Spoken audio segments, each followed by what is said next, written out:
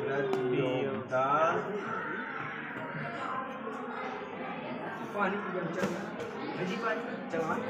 जी बाजार के बगल में मार्केट लगी थी। वो प्रतियोगिता बाजार वह बाजार है जिसमें क्रेता और विक्रेता या क्रेता और विक्रेता यानी क्रेता और विक्रेताओं की संख्या क्या होती है? परस्पर की संख्या अधिक होती है। क्या होती है? अधिक होती है। ठीक है, मतलब पूर्ण प्रतियोगिता बाजार वह बाजार है जिसमें क्रेता और विक्रेताओं की संख्या अधिक होती है।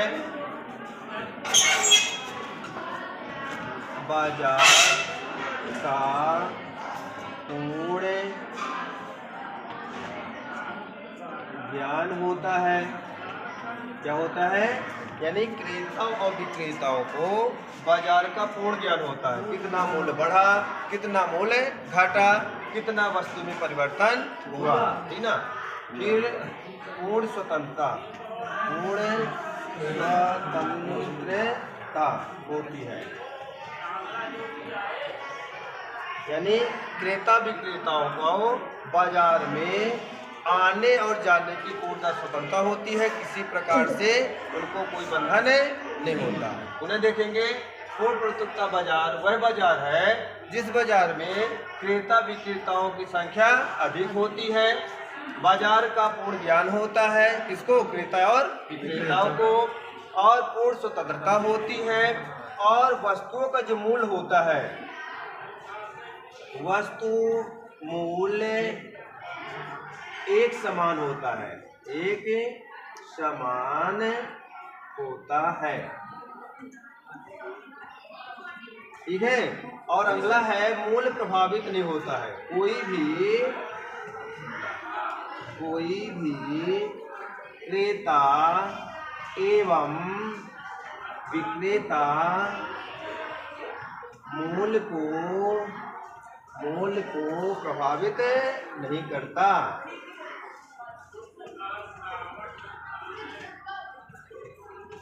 यानी वस्तुओं का मूल्य एक जैसा रहेगा, समान अलग अलग मूल्य पर वस्तुओं को एक वस्तु का अलग अलग मूल्य नहीं रहता है। और कोई भी क्रेता और विक्रेता मूल्य को बाजार मूल्य को प्रभावित नहीं करता है, ठीक है।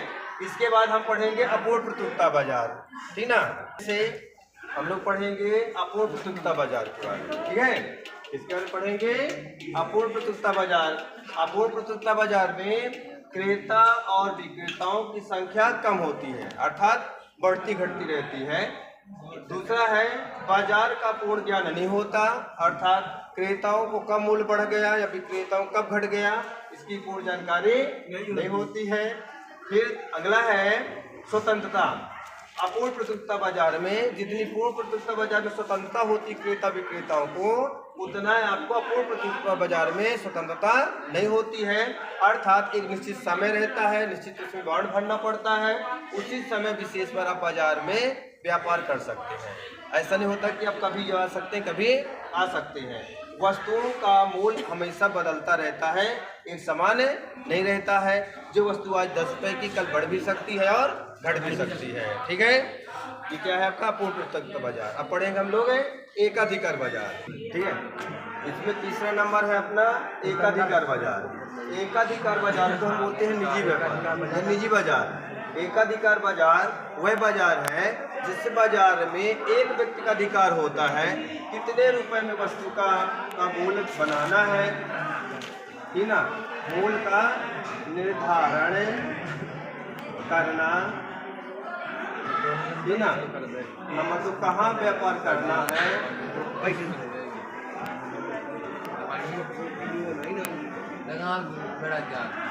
ठीक ना। और इसके अलावा जो भी शक्तियाँ होती हैं एक व्यक्ति के हाथ में होती हैं, अर्थात मूल्य का निर्धारण कितना है, कितना मूल्य बनाना है, कहाँ व्यापार करने यानी किस बाजार में व्यापार करने जाना है, और बाजार में किन किन वस्तुओं का चुनाव करना है, वस्तुओं का चुनाव ठीक है, इसके अंतर्गत होता है एक व्यक्ति विशेष पर होता है, अर्थात एकाधिकार बाजार वह बाजार कहलाते हैं जिस बाजार में व्यक्ति विशेष का अधिकार होता है। वो वस्तु का मूल्य निर्धारण, वस्तु का मूल्य क्रय विक्रय का निर्धारण वह स्वयं करता है, उस बाजार को एकाधिकार बाजार कहते हैं। ठीक है।